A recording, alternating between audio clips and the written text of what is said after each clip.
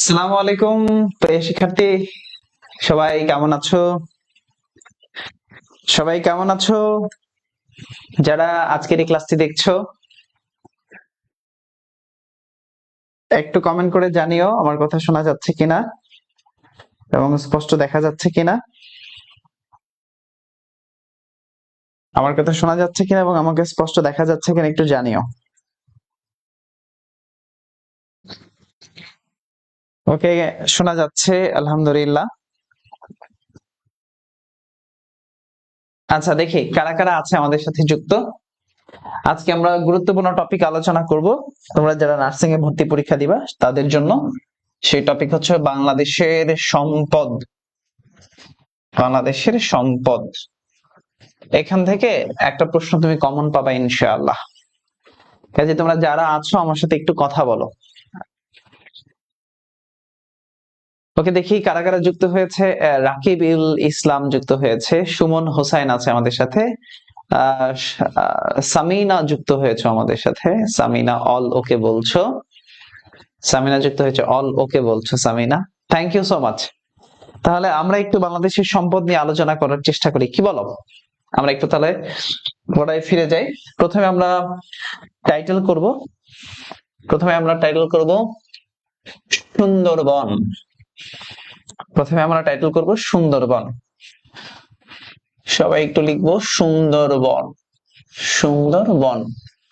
আচ্ছা, বাংলাদেশের বৃহত্তম বন যেটা, সেই বনটার নামই হলো সুন্দরবন, তাই না?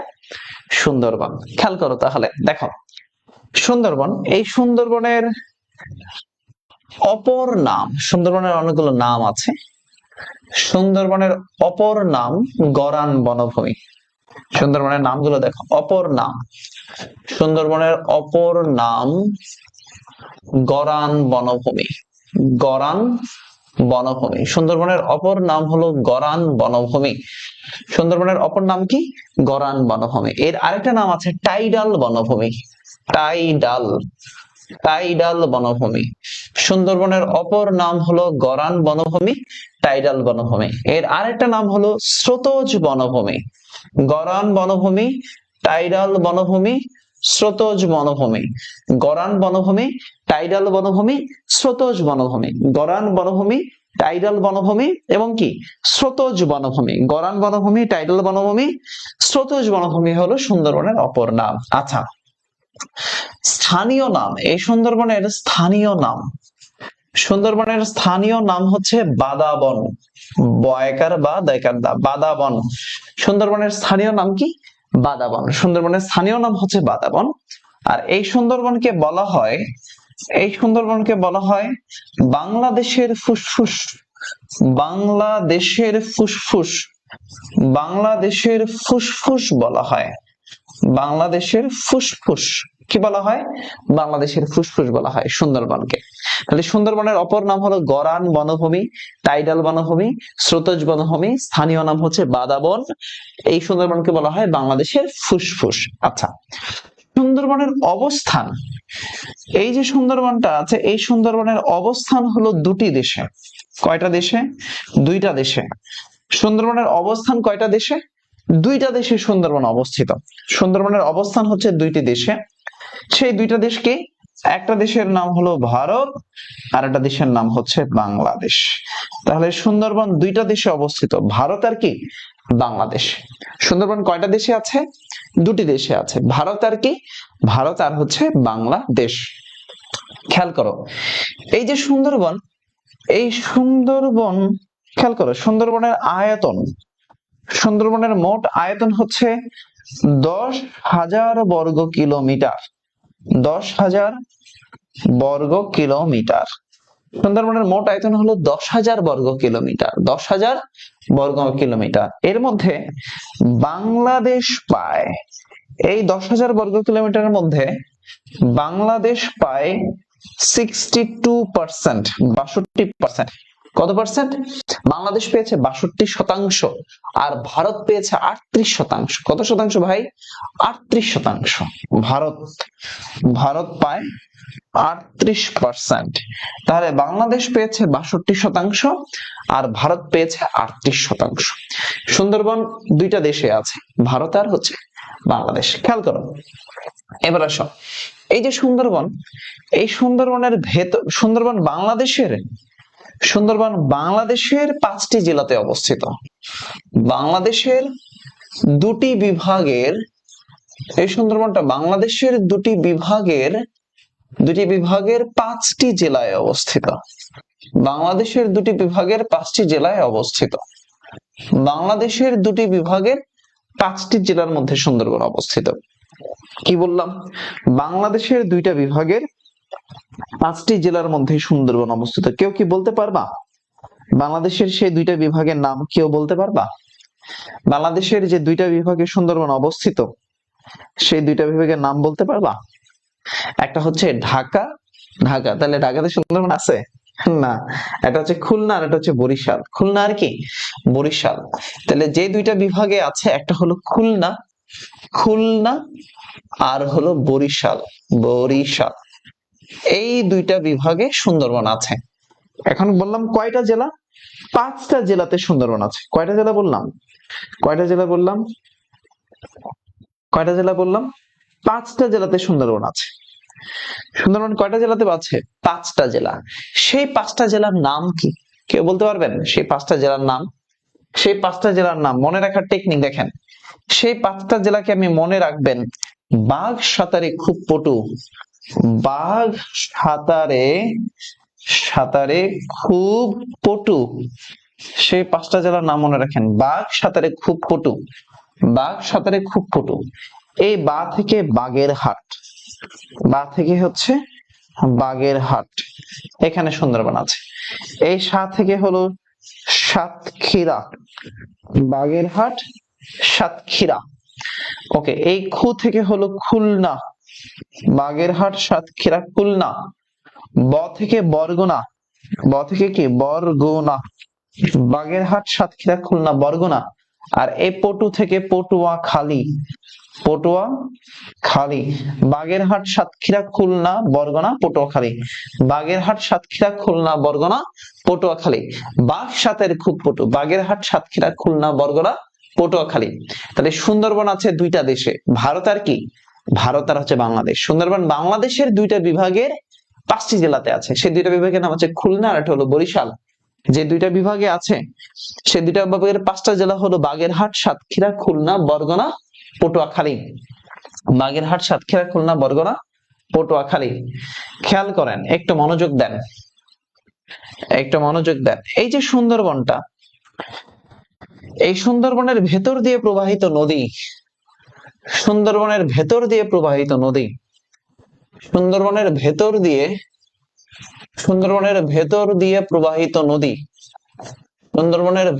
দিয়ে প্রবাহিত নদী, যে নদীটা আছে, সেই নদীটার নাম হলো হারিয়াভাঙা।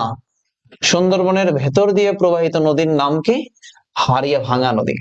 সুন্দরবনের ভেতর দিয়ে প্রবাহিত নদীর নাম কি? হারিয়াভাঙা। এছাড়াও আরো কিছু নদী আছে, যেমন রায়মঙ্গল। সুন্দরবনের ভেতর দিয়ে আরেকটা নদীর নাম হচ্ছে রায়মঙ্গল, হারিয়াভাঙা, রায়মঙ্গল। আরেকটা নদী আছে, নাম হলো শ্যালা। হারিয়াভাঙা, রায়মঙ্গল, শ্যালা, এই নদীগুলো সুন্দরবনের ভেতর দিয়ে আছে। সুন্দরবনে 2 ধরনের হরিণ পাওয়া যায়। কয় ধরনের হরিণ? 2 ধরনের হরিণ পাওয়া যায়। সুন্দরবনে হরিণ পাওয়া যায় 2 ধরনের। কয় ধরনের? 2 ধরনের হরিণ পাওয়া যায়। তাহলে সুন্দরবনের হরিণ কয় ধরনের? 2 ধরনের। আমরা একটু লিখি, হরিণ পাওয়া যায় 2 ধরনের। 2 ধরনের হরিণ পাওয়া যায়। এই যে 2 ধরনের হরিণ বললাম আমরা, সেই হরিণগুলো কি কি? একটা নাম হলো মায়া হরিণ, আর একটা নাম হলো চিত্রা হরিণ। মায়া হরিণ আর কি?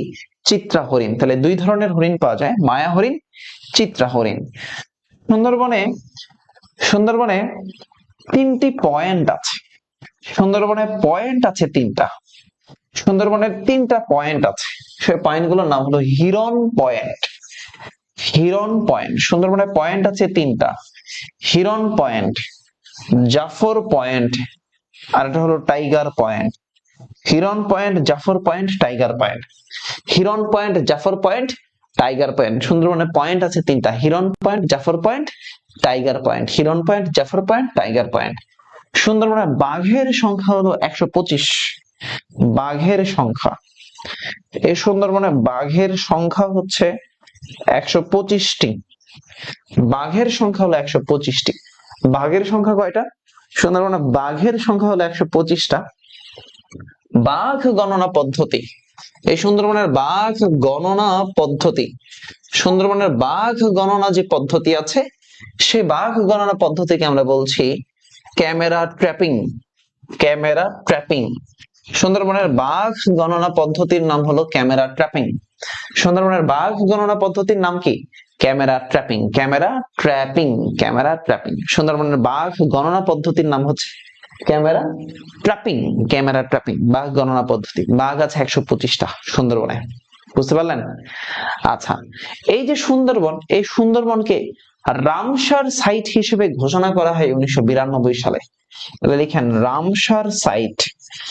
রামসার সাইট হিসেবে, রামসার সাইট হিসেবে ঘোষণা করা হয়। রামসার সাইট হিসেবে, রামসার সাইট হিসেবে ঘোষণা করা হয়। রামসার সাইট হিসেবে ঘোষণা করা হয় 1992 সালে। তাহলে সুন্দরবনকে রামসার সাইট হিসেবে ঘোষণা করা হয় কবে? 1992 সালে। রামসার সাইট হিসেবে ঘোষণা করা হয়েছে 1992 সালে। রামসার সাইট হিসেবে ঘোষণা করা হয়েছে 1992 সাল। রামসার সাইট হিসেবে ঘোষণা করা হয়েছে কত সালে? 1992 সালে। রামসার সাইট, বুঝতে পারলেন? রামসার সাইট হিসেবে ঘোষণা করা হয় 1992 সাল।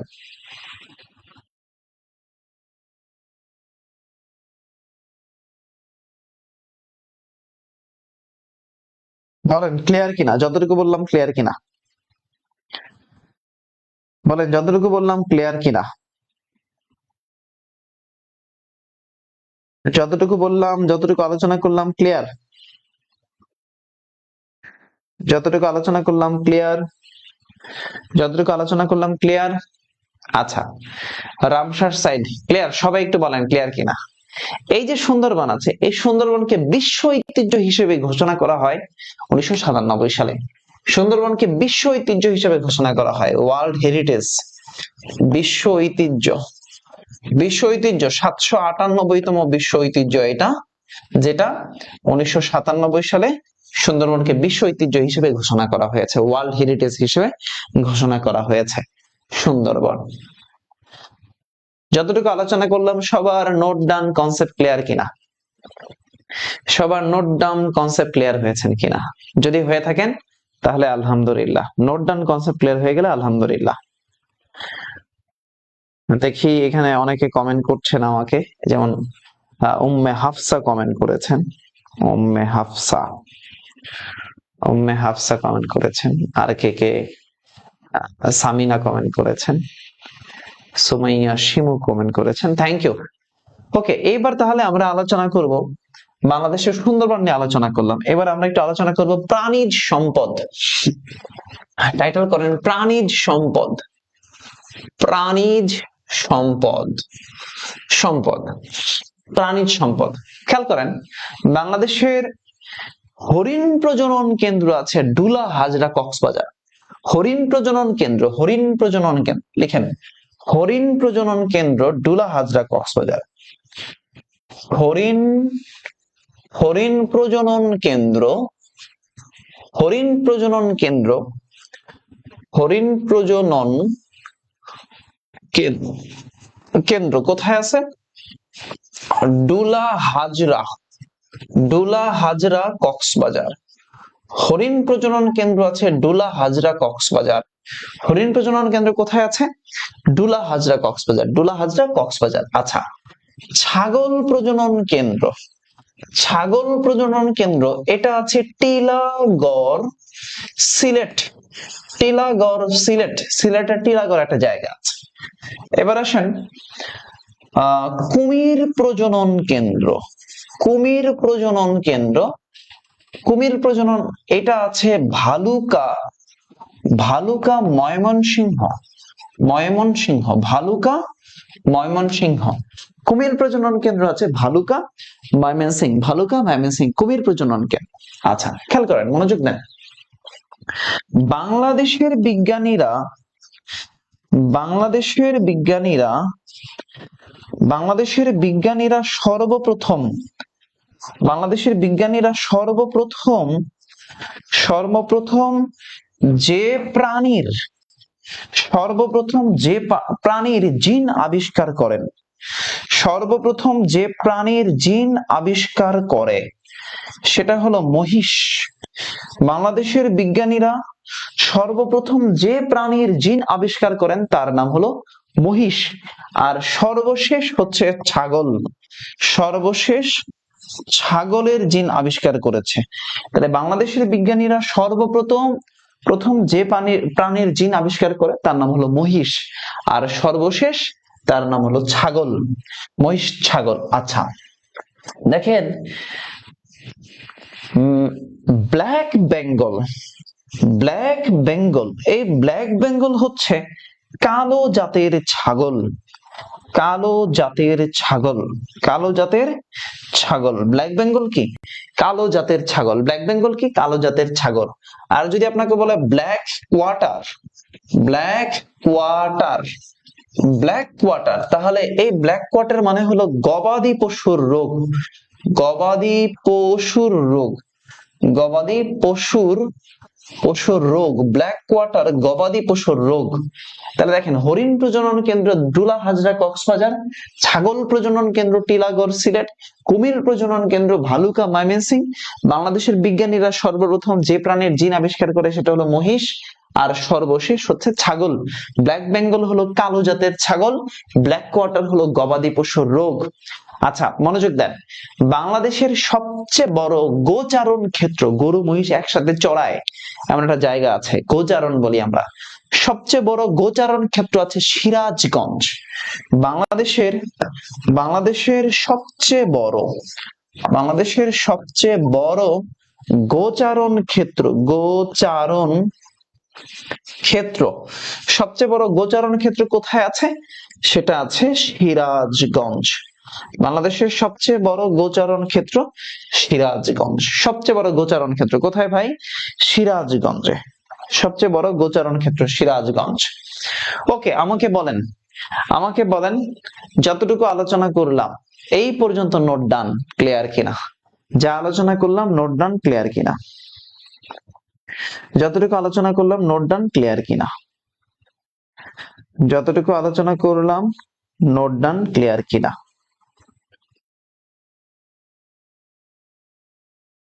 নোট ডান ক্লিয়ার? সবাই একটু আমাকে কমেন্ট করবেন, এই বাচ্চারা সবাই কমেন্ট করেন। সামনে আপনাদের নার্সিং এর পরীক্ষা ফেব্রুয়ারি মাসে, সবাই একটু আমাকে বলেন।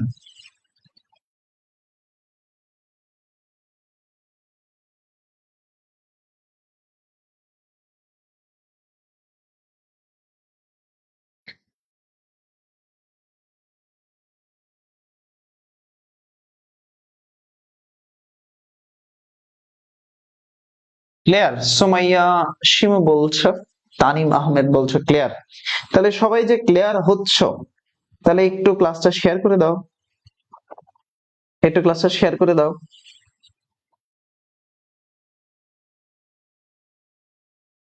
সবাই একটু ক্লাসটা শেয়ার করে দাও।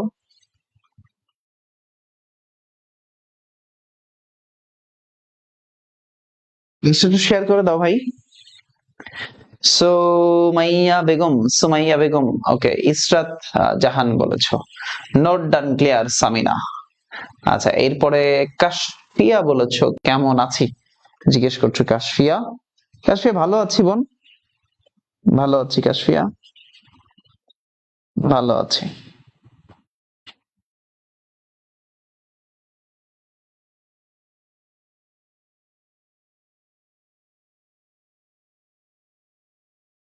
ওকে আচ্ছা চলো এরপরে আমরা আলোচনা করি প্রাণিজ সম্পদের পর থেকে আমরা প্রাণীজের পরে আমরা একটু আলোচনা করব পানি সম্পদ। পানি, পানি সম্পদ নিয়ে আলোচনা করি। পানি, পানি সম্পদ, পানিও কিন্তু একটা সম্পদ, তাই না? পানি সম্পদ নিয়ে আলোচনা করি। খেয়াল করো, বৃষ্টির পানিতে পাওয়া যায়, বৃষ্টির পানিতে পাওয়া যায়, বৃষ্টির পানিতে থাকে বা পাওয়া যায় ভিটামিন বি, ভিটামিন বি। তাহলে বৃষ্টির পানিতে কোন ভিটামিন থাকে? ভিটামিন বি থাকে, বৃষ্টির পানিতে থাকে ভিটামিন বি। আচ্ছা, খেয়াল করো, সবচেয়ে পরিশুদ্ধ পানি, সবচেয়ে পরিশুদ্ধ পানি হচ্ছে বৃষ্টির পানি, সবচেয়ে পরিশুদ্ধ পানি বৃষ্টির পানি। তোমরা জানো কি এটা? সবচেয়ে পরিশুদ্ধ পানি হচ্ছে বৃষ্টির পানি। আচ্ছা, পানি, খেয়াল করো, পানিতে আমরা আর্সেনিক দেখতে পারি, আর্সেনিক দূষণ হয়, তাই না? আমরা এটা দেখি, খেয়াল করো, পানি জাদুঘর, পানি জাদুঘর আছে, পানি জাদুঘর, এই পানি জাদুঘর আছে কোথায় জানো? পানি জাদুঘর আছে, এটা আছে পটুয়াখালী, পানি জাদুঘর আছে পটুয়াখালী। পানি জাদুঘর কোথায়?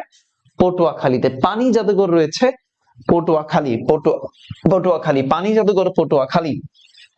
আচ্ছা, এবার আসো, বাংলাদেশে সর্বপ্রথম, বাংলাদেশে সর্বপ্রথম আর্সেনিক ধরা পড়ে, আর্সেনিক ধরা পড়ে, বাংলাদেশে সর্বপ্রথম আর্সেনিক ধরা পড়ে 1993 সালে, 93 সালে চাপাই নবাবগঞ্জ জেলায়। বাংলাদেশে সর্বপ্রথম আর্সেনিক ধরা পড়ে 1993 সালে চাপাই নবাবগঞ্জ জেলায়। বাংলাদেশের সর্বপ্রথম আর্সেনিক ধরা পড়ে 1993 সালে চাপাই নবাবগঞ্জ জেলায়। ওকে, আর্সেনিক ধরা পড়ে। খেয়াল করো, সবচেয়ে বেশি, সবচেয়ে বেশি আর্সেনিকে আক্রান্ত জেলা, সবচেয়ে বেশি আর্সেনিকে, সবচেয়ে বেশি আর্সেনিকে আক্রান্ত জেলা, সবচেয়ে বেশি আর্সেনিকে আক্রান্ত যে জেলাটা আছে সেই জেলাটার নাম হলো চাঁদপুর। সবচেয়ে বেশি আর্সেনিকে আক্রান্ত জেলার নাম হলো চাঁদপুর। সর্বপ্রথম ধরা পড়ে চাঁপাইনবাবগঞ্জে, কিন্তু সবচেয়ে বেশি আর্সেনিক আক্রান্ত জেলার নাম হলো চাঁদপুর জেলা। খেয়াল করো, আর্সেনিক যুক্ত, আর্সেনিক যুক্ত পানিকে, পানিকে বিশুদ্ধ, বিশুদ্ধকরণ ফিল্টার, আর্সেনিক যুক্ত পানিকে বিশুদ্ধকরণ যে ফিল্টার আছে তার নাম হলো সনো ফিল্টার, সনো ফিল্টার। আর্সেনিক যুক্ত পানিকে বিশুদ্ধকরণের যে ফিল্টার আছে তার নাম হলো সনো ফিল্টার। তাহলে আর্সেনিক যুক্ত পানিকে বিশুদ্ধকরণ ফিল্টারের নাম কি? সনো ফিল্টার। আর্সেনিক যুক্ত পানিকে বিশুদ্ধকরণ ফিল্টারের নাম কি ভাই? সনো ফিল্টার। এই সনো ফিল্টারের আবিষ্কারক, এই সনো ফিল্টারের আবিষ্কারক হচ্ছেন, আবিষ্কারক তার নাম হলো Abul Husam, Abul, Abul Husam, Husam. Arsenic যুক্ত পানিকে বিশুদ্ধকরণের জন্য যে ফিল্টার তার নাম হলো সনো ফিল্টার। সে সনো ফিল্টার কে আবিষ্কার করছে? আবুল হুসাম আবিষ্কার করেছে। কে করলো? Abul Husam, Abul Husam, Abul Husam. আচ্ছা, খেয়াল করো, মনোযোগ দাও, মনোযোগ দাও, একটু মনোযোগ দাও, মনোযোগ দাও। এই যে আর্সেনিক, আমরা আর্সেনিকের মাত্রা কেমন জানো? 1 লিটার পানিতে 0.01 মিলিগ্রাম যদি থাকে সেটাকে আমরা আর্সেনিকের মাত্রা বলি। দেখো, আমরা একটু লিখে রাখি, আর্সেনিকের গ্রহণযোগ্য মাত্রা, আর্সেনিকের, আর্সেনিকের গ্রহণযোগ্য, আর্সেনিকের গ্রহণযোগ্য মাত্রা, আর্সেনিকের গ্রহণযোগ্য মাত্রা হচ্ছে 0.05 মিলিগ্রাম পার লিটার, ml পার লিটার, 0.05 মিলিগ্রাম পার লিটার। অর্থাৎ প্রতি লিটারে 0.05 যদি থাকে তাহলে তুমি আর্সেনিক ওই পানিটা খেতে পারবা। এর বেশি যদি থাকে তাহলে ওটা তোমার স্বাস্থ্যের জন্য খারাপ। তাহলে আর্সেনিক যুক্ত পানির গ্রহণযোগ্য মাত্রা হচ্ছে 0.05 milligram per litre. 0.05 milligram per litre. Okay, আচ্ছা, আর্সেনিক ট্রিটমেন্ট প্ল্যান্ট যেটা আছে, arsenic treatment plant, arsenic treatment plant স্থাপন করা হয়েছে, আর্সেনিক ট্রিটমেন্ট প্ল্যান্ট স্থাপন করা হয়েছে গোপালগঞ্জের টুঙ্গিপাড়াতে। গোপালগঞ্জের টুঙ্গিপাড়াতে arsenic treatment plant, arsenic treatment plant গোপালগঞ্জের টুঙ্গিপাড়াতে স্থাপন করা হয়েছে। লিখে রাখতে পারো, আর্সেনিক ট্রিটমেন্ট প্ল্যান্ট স্থাপন করা হয় গোপালগঞ্জের টুঙ্গিপাড়াতে। আর্সেনিক ট্রিটমেন্ট প্ল্যান্ট স্থাপন করা হয়েছে গোপালগঞ্জের Tungipara, Tungipara Gopalganj. Arsenic treatment plant স্থাপন করা হয় কোথায়? গোপালগঞ্জের টুঙ্গিপাড়া। আর্সেনিক ট্রিটমেন্ট প্ল্যান্ট স্থাপন করা হয়েছে কোথায়? গোপালগঞ্জের টুঙ্গিপাড়া। সবাই একটু আমাকে বলো, যতটুকু আলোচনা করলাম পানি সম্পদ নিয়ে ক্লিয়ার? পানি সম্পদ নিয়ে ক্লিয়ার? তাহলে বনজ সম্পদ, পানি সম্পদ এবং হচ্ছে প্রাণীজ সম্পদ ক্লিয়ার হয়েছে কিনা? যদি ক্লিয়ার হও তাহলে একটু কমেন্টে জানাও ক্লিয়ার, কমেন্টে জানাও ক্লিয়ার। আমরা আলোচনা করতে চাই মৎস্য সম্পদ নিয়ে। মৎস্য সম্পদ, মৎস্য সম্পদ। সবাই একটু বলো ক্লিয়ার হয়েছে কিনা? আলহামদুলিল্লাহ ক্লিয়ার। উম্মে হাফসা, কাশফিয়া বলছো ক্লিয়ার ভাইয়া, থ্যাংক ইউ, থ্যাংক ইউ তোমাদেরকে। ইসরাত জাহান বলেছো ক্লিয়ার, ইসরাত জাহান বলেছো ক্লিয়ার। আচ্ছা, তাহলে আমরা একটু এবার আলোচনা করি মৎস্য সম্পদ। খেয়াল করো, লিখো মিঠা পানির, মিঠা পানির মাছের উৎস, মিঠা পানির মাছের উৎস নদী, হাওর, বিল। নদী, হাওর, বিল। মিঠা পানির মাছের উৎস হলো নদী, হাওর, বিল। মিঠা পানির মাছের উৎস কি? নদী, হাওর, বিল। মিঠা পানির মাছের উৎস হলো নদী, হাওর, বিল। নদী, হাওর, বিল মিঠা পানির মাছের উৎস। আচ্ছা দেখো, তাহলে তাহলে মিঠা পানির, মিঠা পানির মাছ গবেষণা কেন্দ্র, মিঠা পানির মাছ গবেষণা কেন্দ্র এটা আছে ময়মনসিংহতে। মিঠা পানির মাছ গবেষণা কেন্দ্র কোথায় আছে? ময়মনসিংহ। মিঠা পানির মাছ গবেষণা কেন্দ্র আছে ময়মনসিংহ। মিঠা পানির মাছ গবেষণা কেন্দ্র কোথায়? ময়মনসিংহ। আচ্ছা, এবার আসো স্বাদু পানির মাছ, স্বাদু পানির, স্বাদু পানির মাছ গবেষণা কেন্দ্র এটা আছে খুলনা। কি বললাম? খুলনা। স্বাদু পানির মাছ গবেষণা কেন্দ্র আছে খুলনাতে। স্বাদু পানির মাছ, ও সরি সরি, লোনা পানি, লোনা, লোনা পানি। মিঠা পানি বা স্বাদু পানির মাছ ময়মনসিংহ, আর লোনা পানির মাছ গবেষণা কেন্দ্র আছে খুলনাতে। আচ্ছা, এবার আসো চিংড়ি গবেষণা কেন্দ্র। চিংড়ি গবেষণা কেন্দ্র, এই চিংড়ি গবেষণা কেন্দ্র আছে বাগেরহাট। চিংড়ি গবেষণা কেন্দ্র আছে বাগেরহাট। চিংড়ি গবেষণা কেন্দ্র কোথায়? বাগেরহাটে। চিংড়ি গবেষণা কেন্দ্র বাগেরহাট। এবার আসো ইলিশ, ইলিশ গবেষণা কেন্দ্র, ইলিশ মাছ গবেষণা কেন্দ্র আছে চাঁদপুর। ইলিশ মাছ গবেষণা কেন্দ্র কোথায়? চাঁদপুরে। আর সামুদ্রিক মাছ গবেষণা কেন্দ্র, সামুদ্রিক মাছ গবেষণা কেন্দ্র, সামুদ্রিক মাছ গবেষণা কেন্দ্র এইটা আছে কক্সবাজার। সামুদ্রিক মাছ গবেষণা কেন্দ্র রয়েছে কোথায়? কক্সবাজারে। সামুদ্রিক মাছ গবেষণা কেন্দ্র আছে কক্সবাজার। সামুদ্রিক মাছ গবেষণা কেন্দ্র কোথায় আছে?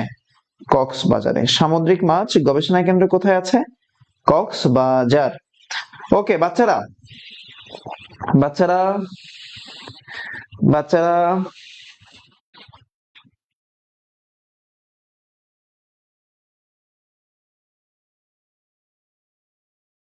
বাচ্চারা একটু আমার কথা শোনো।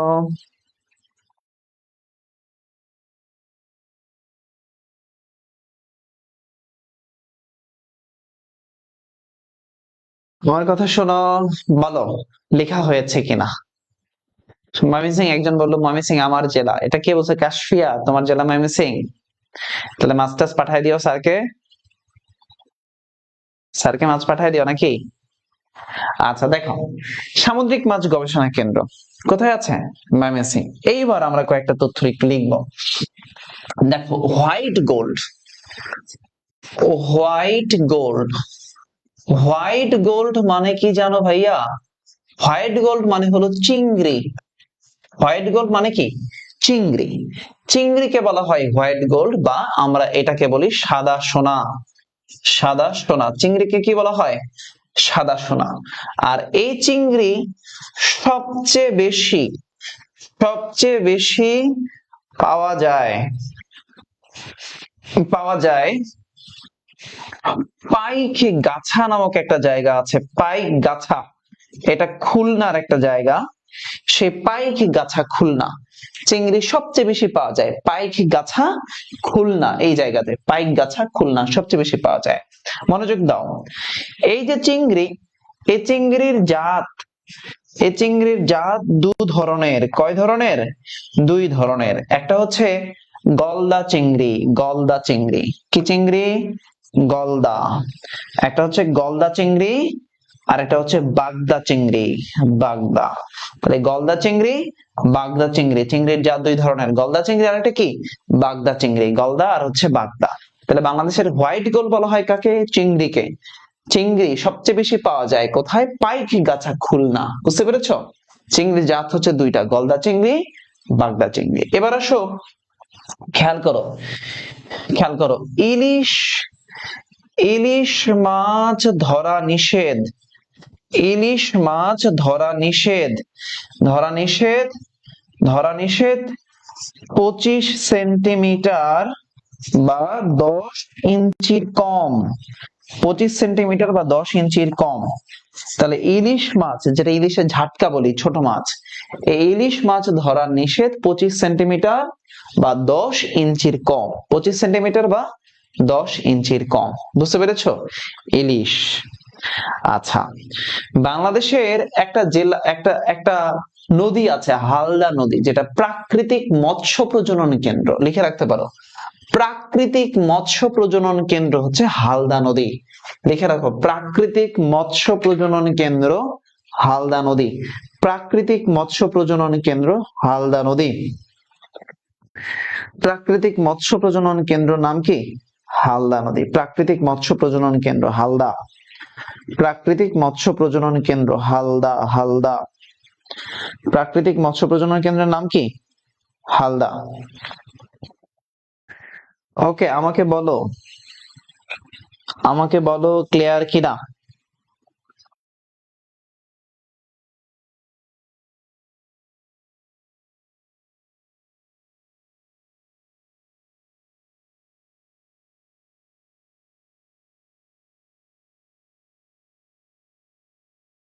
ক্লিয়ার কিনা? বলো ক্লিয়ার হয়েছো কিনা।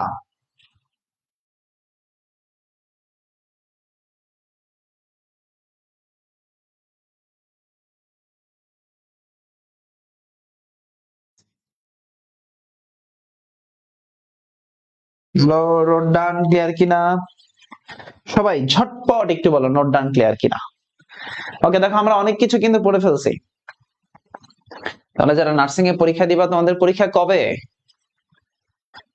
চিংড়ির দাওয়াত দিও কে একজন, চিংড়ির দাওয়াত দিও। তানিম আহমেদ বলছো ক্লিয়ার। তাহলে রান্না পারো কে? ভালো রান্না পারো কে বলো? চিংড়ি ভুনা করতে পারো কে? দাওয়াত দিও, স্যারকে দাওয়াত দিও নাকি? ওকে, মৎস্য সম্পদ, প্রাণীজ সম্পদ, মৎস্য সম্পদ। আমরা আমরা আলোচনা করতে চাই, আমরা আলোচনা করতে চাই এবার, আমরা আলোচনা করতে চাই প্রাকৃতিক গ্যাস। প্রাকৃতিক গ্যাস, আমরা আলোচনা করতে চাই প্রাকৃতিক গ্যাস। তার আগে বলো, ভালো চিংড়ি রান্না করতে পারো কারা? সবাই ক্লিয়ার বলছো না? ওকে, আলোচনা করবো প্রাকৃতিক গ্যাস। তোমাদের পরীক্ষা 27 তারিখ ফেব্রুয়ারি না? আচ্ছা, প্রাকৃতিক গ্যাস।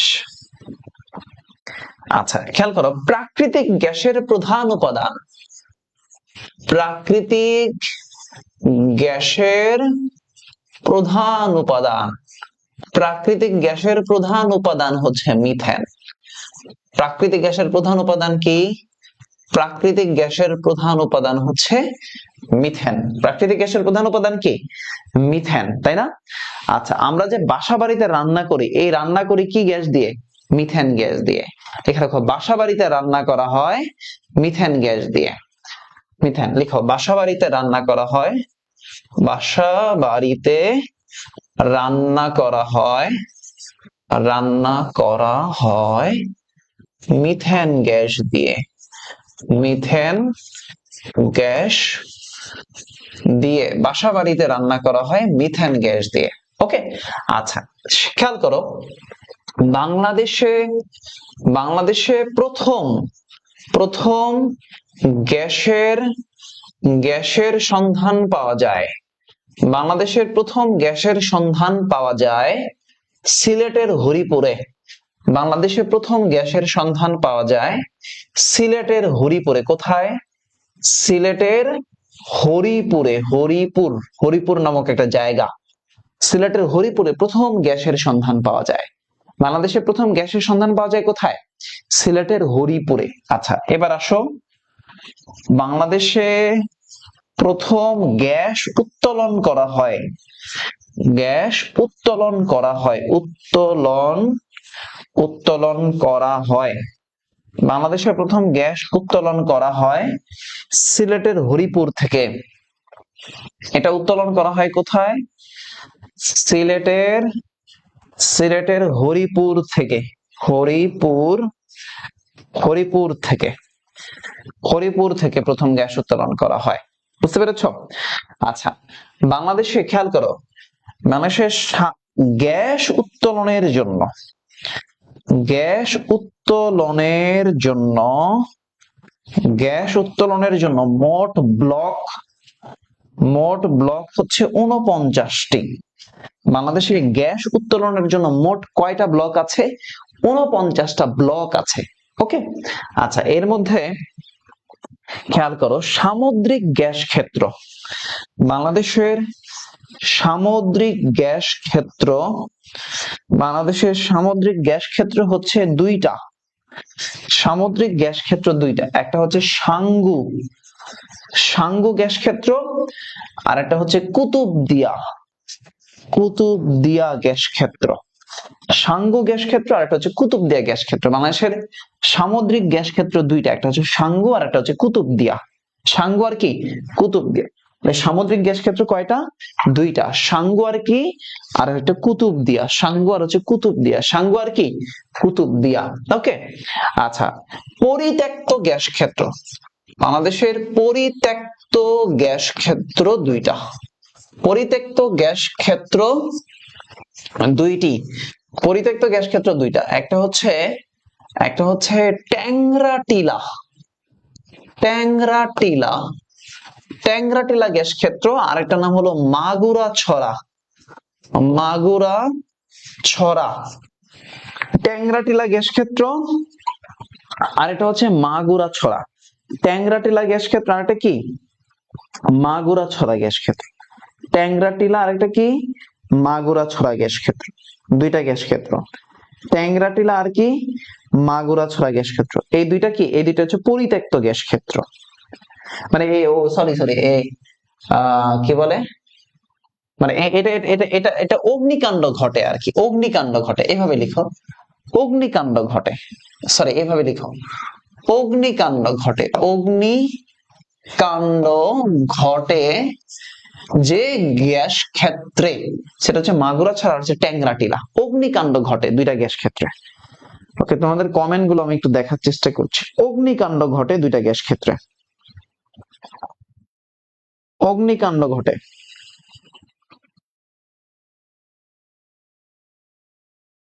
অগ্নিকাণ্ড ঘটে, অগ্নিকাণ্ড ঘটে দুইটা গ্যাস ক্ষেত্রে। বুঝতে পেরেছো?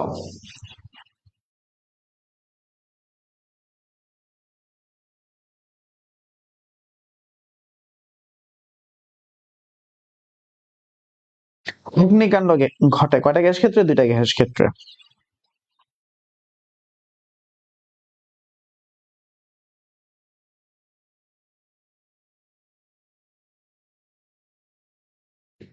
এবার আসো আমরা একটু আলোচনা করি পরিত্যক্ত গ্যাস ক্ষেত্র স্যার কোনগুলো? তাহলে পরিত্যক্ত গ্যাস ক্ষেত্র হচ্ছে, পরিত্যক্ত গ্যাস ক্ষেত্র যেটা, সেটা হচ্ছে পরিত্যক্ত গ্যাস ক্ষেত্র, সেটা হলো একটা হলো ছাতক, আর একটা হলো কান্তা। ছাতক আর একটা হচ্ছে কান্তা। পরিত্যক্ত গ্যাস ক্ষেত্র দুইটা, একটা হলো ছাতক আর একটা হচ্ছে কান্তা। ছাতক একটা আর একটা হচ্ছে কান্তা। পরিত্যক্ত গ্যাস ক্ষেত্র দুইটা, একটা হলো ছাতক আর একটা হচ্ছে কান্তা। ছাতক আর একটা কি? কান্তা। ছাতক আর একটা কান্তা।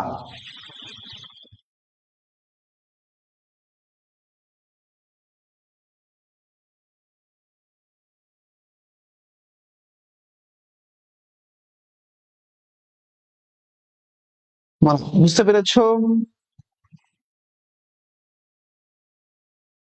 বলো বুঝতে পেরেছো কিনা?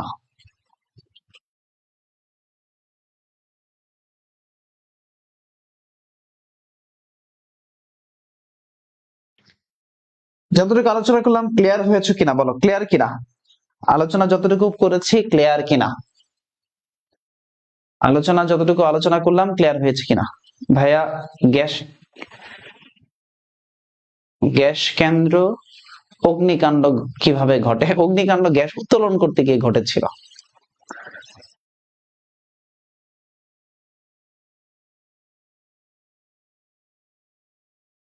উত্তোলন করতে গিয়ে ঘটেছিল। ওকে, ক্লিয়ার। আচ্ছা, এইবার তাহলে আমরা আলোচনা করব বাংলাদেশের কিছু কৃষি সম্পদ নিয়ে। আলোচনা করতে চাই পাট নিয়ে। পাট। তাহলে সবাই একটু টাইটেল করো পাট দিয়ে। সবাই একটু টাইটেল করো পাট। ওকে, পাট। খেয়াল করো, বাংলাদেশে সবচেয়ে বেশি সবচেয়ে বেশি পাট পাওয়া যায়, ফরিদপুর। বাংলাদেশের সবচেয়ে বেশি পাট পাওয়া যায় ফরিদপুরে। কোথায়? ফরিদপুর। বাংলাদেশের সবচেয়ে বেশি পাট পাওয়া যায় কোথায়? ফরিদপুরে। পাট সবচেয়ে বেশি কোথায় পাওয়া যায়? ফরিদপুরে। ওকে, আচ্ছা দেখো, পাটের জীবন রহস্য আবিষ্কার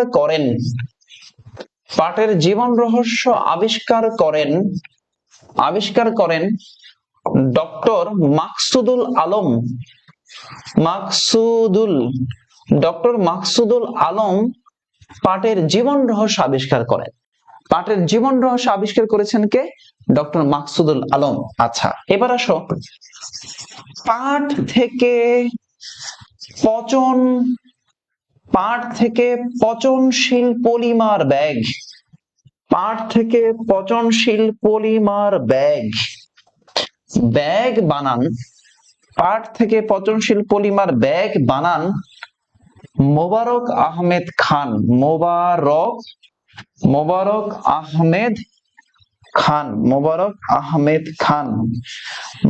আহমেদ খান। পাট থেকে পচনশীল পলিমার ব্যাগ বানিয়েছেন কে? মোবারক আহমেদ খান। পচনশীল পলিমার ব্যাগ তিনি বানান, মোবারক আহমেদ খান। আচ্ছা, এবার আসেন, পাট থেকে জুটন আবিষ্কার করেন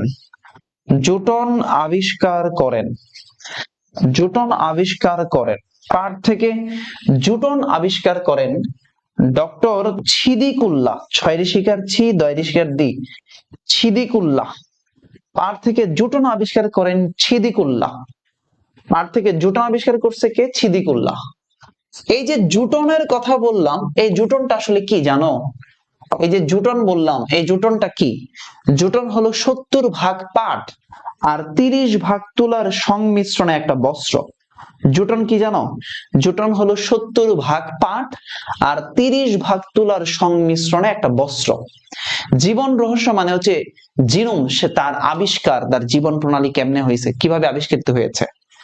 পাটের জীবন রহস্য, পাটের জিনোম সিকোয়েন্স যেটা বলি আমরা, সেটা। পাটের জিন কিভাবে আবিষ্কৃত হইলো? জিন মানে ভূত প্রেত না, পাটের আবিষ্কারটা কেমনে হলো, বুঝতে পেরেছো? তাহলে পাটের জীবন রহস্য বা পাটের জিনোম সিকোয়েন্সিং আবিষ্কার করলেন ডক্টর মাকসুদুল আলম। পাট থেকে পচনশীল পলিমার ব্যাগ, পাটের ব্যাগ বানাইছে মুবারক আহমেদ খান। পাট থেকে জুটন আবিষ্কার করলো ডক্টর ছিদিকুল্লাহ। এই জুটনটা কি? জুটন হলো 70% পাট আর 30% তুলা, এই দুইটার মিলায়া একটা বস্ত্র। 70 ভাগ পাট আর 30 ভাগ তুলার সংমিশ্রণে একটা বস্ত্র, সেটাকে বলা হচ্ছে জুটন। কে আবিষ্কার করলো? ডক্টর মোহাম্মদ ছিদিকুল্লাহ। 70 ভাগ পাট এবং 30 ভাগ তুলার সংমিশ্রণে বস্ত্র, তার নামই হলো জুটন, আবিষ্কার করলো ছিদিকুল্লাহ। আচ্ছা, এরপরে আসো পাট। একটি কাঁচা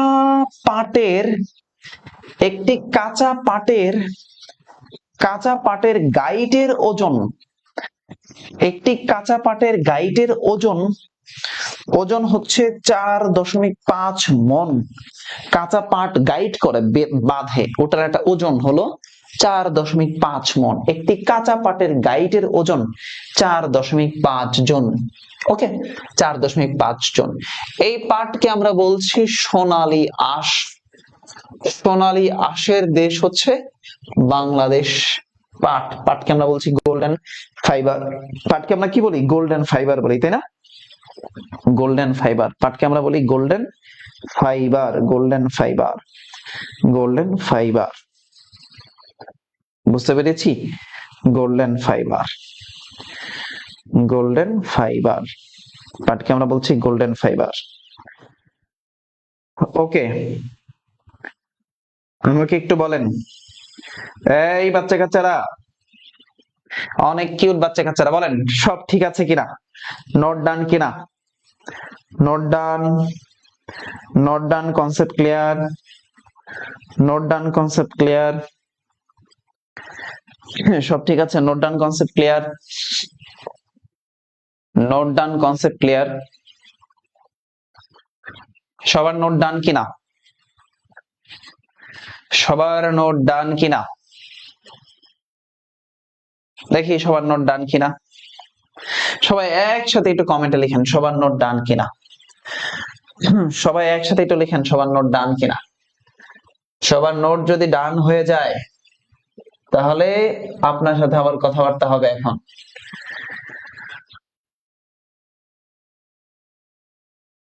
ক্লিয়ার? সুমনা খানম বলছে ক্লিয়ার, হাফসা ক্লিয়ার, কাশফিয়া সব কিছু ডান। আচ্ছা, এরপরে সুমাইয়া শিমু বলছো note done. Thank you, thank you. Sumaiya Shimu বলছো নোট ডান। আচ্ছা, তামিম তুলি বলেছো, উম্মে হাফসা বলেছো। ওকে, তোমাদের যারা নার্সিং পরীক্ষা দিবা তোমাদের জন্য একটা সাজেশন, তোমরা আগামী 1 মাস কি করবা? চান্স পাওয়ার নিনজা টেকনিক, যেভাবে পড়লে চান্স পাবে, হ্যাঁ, চান্স পাওয়ার টেকনিক, চান্স পাওয়ার টেকনিক, সে টেকনিকটা আমি একটু লিখে দিচ্ছি। দেখো, টেকনিক 1 নাম্বার, তোমরা যারা নার্সিং এ পরীক্ষা দিবা সবার আগে বিগত 10 বছরের কোশ্চেন সলভ করো। কোশ্চেন সলভ মানে হচ্ছে কোশ্চেন মুখস্থ। বিগত 10 বছরের কোশ্চেন মুখস্থ করে ফেলবা। লিখে নাও, চান্স পাওয়ার নিনজা টেকনিকটা লিখে নাও। বিগত 10 বছরের প্রশ্ন মুখস্থ করে ফেলবা। সেটা কি? সেটা হচ্ছে বিএসসি, তারপরে হচ্ছে ডিপ্লোমা, এরপরে হচ্ছে মিডওয়াইফারি। এই তিনটারই 10 বছরের প্রশ্ন সলভ করবা বিগত। ওকে, এরপরে হলো মেডিকেলের কোশ্চেন সলভ করবা। মেডিকেলের কোশ্চেন সলভ করে ফেলবা। কোশ্চেন করবা অ্যাটলিস্ট 10 বছরের মুখস্থ। মেডিকেলের 10 বছরের কোশ্চেন মুখস্থ করে ফেলবা, কারণ নার্সিং এ প্রচুর পরিমাণ রিপিট প্রশ্ন হয়, প্রচুর রিপিট হয়। আচ্ছা, আরেকটা কাজ করবা, তোমরা যারা বিজ্ঞান আছে, তোমাদের বিজ্ঞান, এই বিজ্ঞানের জন্য বিসিএস এর বিজ্ঞান এই বিসিএস এর বিজ্ঞান কোশ্চেন সলভ করবা 10 থেকে 49, 10 থেকে 49তম বিসিএস এর বিজ্ঞান কোশ্চেন গুলো সলভ করে যাবা। তাহলে ইনশাআল্লাহ মোটামুটি তুমি প্রচুর রিপিট পাবা। এই কাজগুলো করলে তুমি 60 থেকে 70% প্রশ্ন তুমি রিপিট পাবা এই নার্সিং পরীক্ষায়। রিপিট পাবা তুমি নার্সিং পরীক্ষায়, যেগুলো বিগত বছরে আসছে। বুঝতে পেরেছো? কাজে এই কাজটা করো। এটা শুধু সাধারণ জ্ঞানের জন্য না, এটা ম্যাথ, ফিজিক্স, কেমিস্ট্রি, বায়োলজি, তারপরে হচ্ছে এদিকে বাংলা, ইংলিশ, তারপরে জেনারেল নলেজ, এই তিনটা, এইগুলা সবগুলোতেই তুমি কমন পাবা ইনশাআল্লাহ। এটা হচ্ছে চান্স ফর নিনজা টেকনিক। বুঝতে পারলা? লিখে নাও। এই কাজ যারা করবে আগামী 1 মাস, তারা অনেক ভালো করবে। এই কাজ যারা করবে, তারা আমি তোমাদেরকে নির্ঘাত বলে দিচ্ছি, একদম ডেফিনেটলি বলে দিচ্ছি, এই কয়েকটা কাজ যদি তুমি করো, তাহলে ইনশাআল্লাহ তুমি চান্স পাবা এবং তোমার কোশ্চেনও কমন আসবে। বুঝতে পেরেছো? প্রশ্ন কমন আসবে ইনশাআল্লাহ, আমি বললাম তোমাকে, মিলায় নিও। আরেকটা কাজ করতে হবে চান্স পাওয়ার জন্য, আরেকটা কাজ করতে হবে, সেটা একটু বলে দেই তোমাদেরকে। চান্স পাওয়ার জন্য আরেকটা কাজ করতে হবে, সেটা কি জানো? সেটা হচ্ছে, বলছি, স্যারদের কথা তো শুনতে হবেই, আরেকটা কাজ করতে হবে।